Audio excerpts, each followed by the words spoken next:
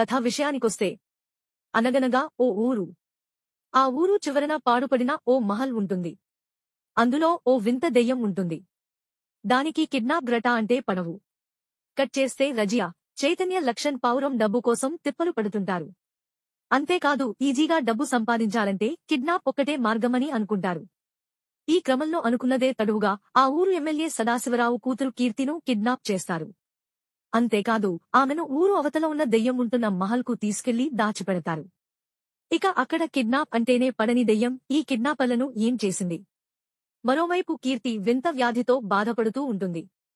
చివరకు ఈ దెయ్యం మహల్లో చిక్కుకున్న కిడ్నాపర్లను ఆ దెయ్యంతో పాటు వింత వ్యాధితో బాధపడే కీర్తి ఏం చేసిందనేదే ఈ సినిమా స్టోరీ. కథనం, టెక్నికల్ విషయానికొస్తే ఒకప్పుడు హారర్ చిత్రాలంటనే ప్రేక్షకులకు ఎంతగానే భయపట్టేవి. కొన్ని రోజుల వరకు చూసిన ప్రేక్షకుల మదిలో ఎంతకాలం వెంటాడేవి.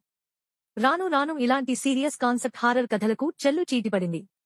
క్రమంగా దెయ్యాలతో కూడా కామెడీ చేయించే సరికొత్త టెక్నిక్ మన దర్శకులు పట్టేశారు. ప్రేక్షకులు ఇలాంటి సినిమాలను ఆదరిస్తున్నారు కనుకగా మేకర్స్ ఆ దిశగానే సినిమాలు నిర్మిస్తున్నారు.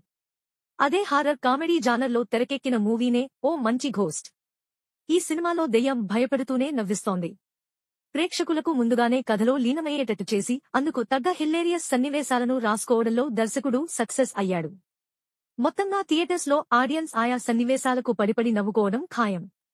అక్కడక్కడ లాజిక్ మిస్ అయినా ఓవరాల్ గా ఈ సినిమా ప్రేక్షకులను నవ్విస్తోంది. ఇక సెకండాఫ్లో దెయ్యాలతో చేసే కామెడీ లాజిక్ లేకున్నా నవ్వుకుంటారు. ఈ సినిమాలో ఫ్లాష్ బ్యాక్ లో వచ్చే సీన్ ప్రేక్షకులను కంటతడి పెట్టిస్తుంది.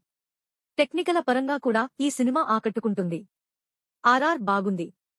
పాటలు కూడా సోసోగా బాగున్నాయి. కెమెరా వర్క్ బాగుంది. ఆర్ట్ డిపార్ట్మెంట్ వర్క్ బాగుంది.